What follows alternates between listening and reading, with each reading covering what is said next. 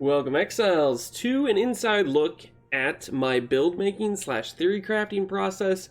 This is something I thought, maybe if you guys like this, it's something I should do for each build that I actually plan on making in-game. And it's kind of a before I actually make it, how I get to the point of planning it all out, and then I'll do another video where I'm like, hey, I made the character in-game, this is what's going on, it's working, it's not working, and, and then I can do progress videos as I upgrade the gear, etc., stuff like that. So in this stage of the process, I basically have a seed of an idea. There's something in-game that sparks my interest to say, I want to build around that thing. Now for me, that's been Dissolution of the Flesh. Ever since I discovered how Petrified Blood interacts with Dissolution of the Flesh, I have been so pumped to build around this item, and I've been theory crafting with it all the time.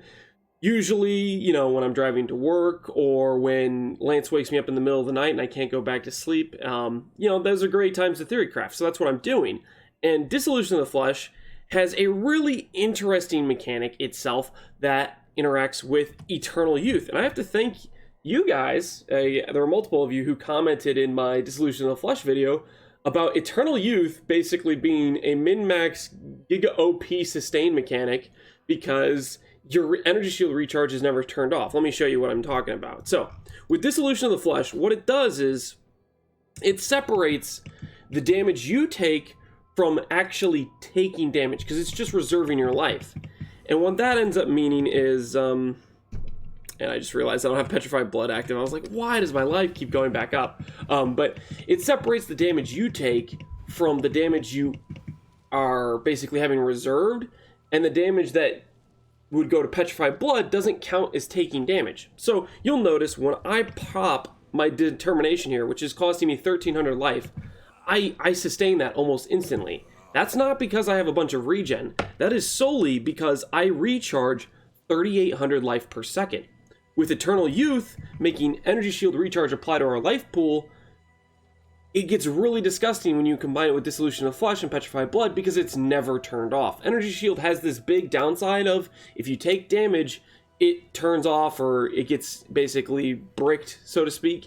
And you have to wait a certain duration for it to turn back on. With Dissolution of the Flesh, you get to have the full sustain of energy shield recharge. Now this gets particularly interesting when it can fix skills that are really hard to build around. And by skills that are really hard to build around, the skill I'm thinking of using is Dark Pact.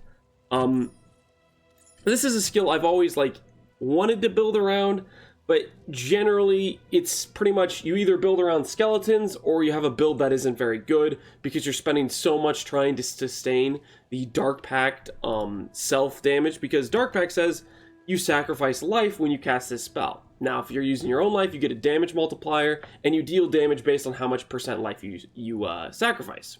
So I thought this will be particularly interesting if I combine it with a Wrathpith Globe, something that I don't know I've seen used too much at all, but it is a unique shield that gives you percent damage based on your life pool and percent crit chance based on your life pool. Now, I originally wanted to use this with my strength stacker because I originally thought it read crit chance per life, not crit chance for spells. And then when I found out it was crit chance for spells, I got a little bit depressed, a little bit sad, ended up using a war banner. Moral of the story is I'm still committed and I still want to use this. And here we are with a Dark Pact and a Wrathpith Globe. Now, of course, you always want to test these sorts of things in-game. Like, for example, say I plan this build out around using Wrathpith Globe and using Dark Pact, and I never check to see how Sacrifice 4% life or Sacrifice 9% life interact with Dissolution of Flesh. Well, it turns out it goes straight to our life pool and doesn't count as taking damage, so it doesn't deactivate our recharge. And it also doesn't count as taking damage, so it doesn't reserve life for Dissolution of Flesh. That means it has fantastic synergy. But it'd be really depressing if I didn't test that. I leveled the character all the way to, 70 to equip the shield. And then I put it on and the interaction is bricked. Like say it would start reserving my life every time I cast, well then I have a bricked build that doesn't work. So that's an important part of theory crafting, is you always want to test, does this thing work before you make the character. If there's a certain interaction, you have to verify that interaction works, or you're setting yourself up for potential disappointment and the regret of knowing you lost that much time putting the character together. Now, additionally, I'm not particularly planning to use this item, but for an example is energy shield recharge.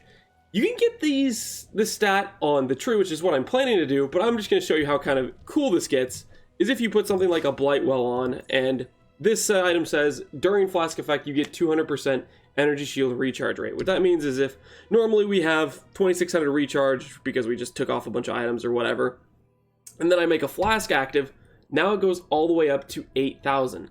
Moral of the story is, energy shield recharge rate is strictly a multiplier on this number here, which can get pretty crazy, and I can show you guys my path of building what I've basically planned out so far. I'm planning to just spend 3 passives right here and get 60% energy shield recharge rate. I'm thinking between that and the baseline of Eternal Youth, we're going to have quite a bit of recharge per second, which is going to counteract our basically life spending on Wrath Pith and the Dark Pact, and then it's also going to counteract all the Petrified Blood degen.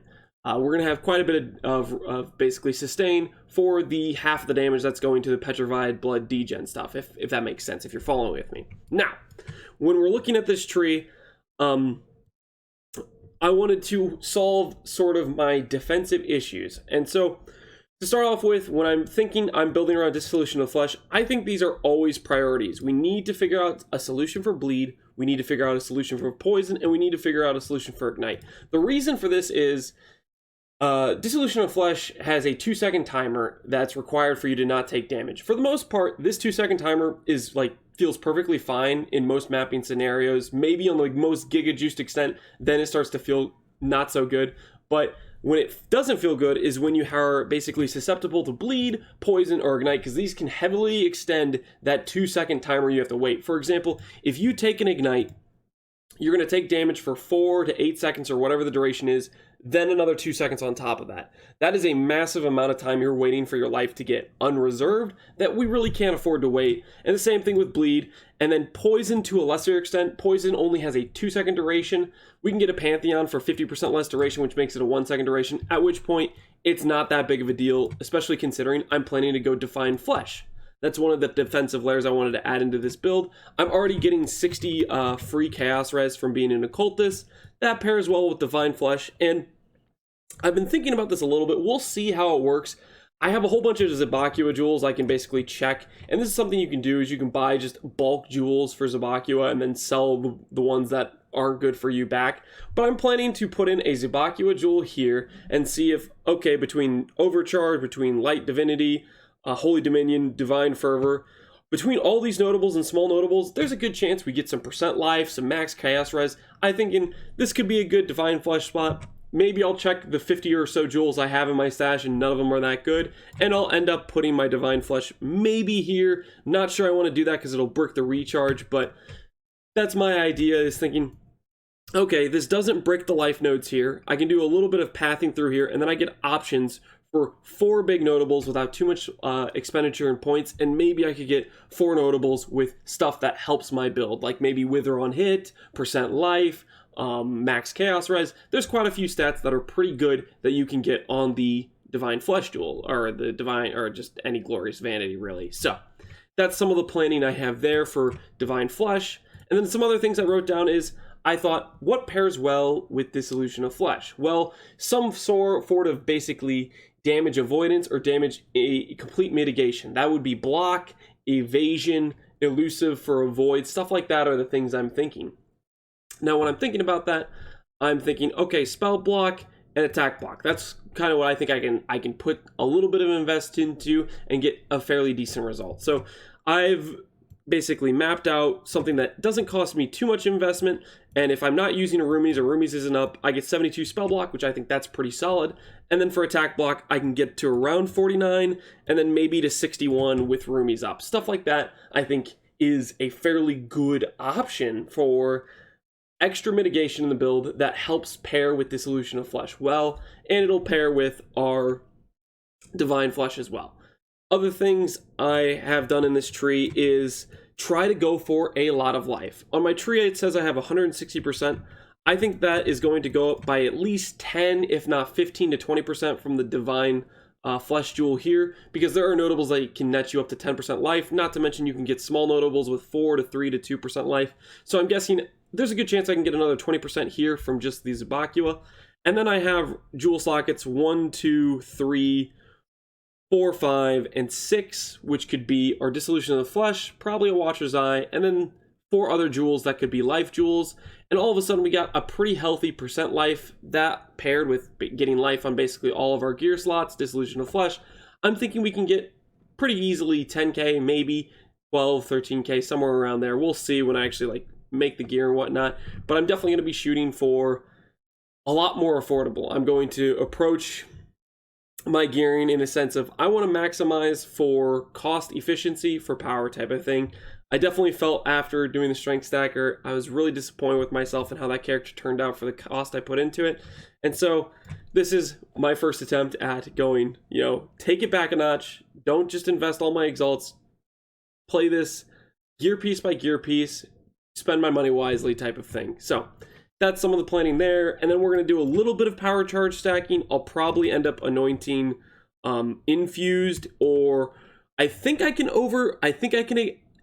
anoint overcharge, even though it's being overwritten by a whatchamacallit jewel and still get the +1 charge. Not 100% sure. I can get maybe a +1 power charge corruption on a unique helmet, or maybe just crafting an okay life helmet with a +1 power charge, because greed essences aren't that expensive, especially if I'm doing something like screaming essences. If I get real reasonable with it, a +1 power charge helmet would be very feasible to craft, I would say. So that's sort of the planning here. We get some AoE, we get maybe an intensify stack, which we can use when we're going for maximum damage on a boss, and then while we're mapping, we'll have that AoE from intensify. It'll pair nicely with the Occultist AoE. I haven't settled on Malediction. I might end up going Profane Bloom if I want like better clear, so to speak. So we got options in the forms of various things we can do here, but that is the baseline of my theory crafting. I don't like to go in and make a bunch of gear in POB, get the exact number of damage I'm going to deal. That usually makes it so I don't want to play the build, because if I already know how good the build's going to be, it'll kill my interest to play the build. I like to create ideas and then basically play them in game and mold them in game and see where we can take them. So that's usually what my theory crafting is all about. I try to figure out a few defensive layers which make sense to me, try to figure out some level of gearing or itemization that works decently for damage. Things like I have planned for Wrathpith, which will give me a decent amount of percent spell damage and percent crit chance, along with Void Battery, which just is a classic that pairs really well with Occultist. These are kind of just cheap items that are going to hopefully pair pretty nicely together, work really well on Occultist. And then I'll go for things like cast speed on rings, crit multi on my amulet, probably just some easy go-to stats like those sorts of things. So hopefully I have explained my whole theory crafting process well enough, and maybe it gets you excited for seeing me actually put this character together. And then the following video, which will be, hey, I put this character together, this idea was, hey, it was great, or no, it wasn't great. You know, we'll see where it's at. And I'm definitely going to for sure be trying to craft on a relative budget, so to speak. So that's the plan for the build. Hopefully you guys enjoyed this video. As always, thanks for watching, Exiles. Peace out.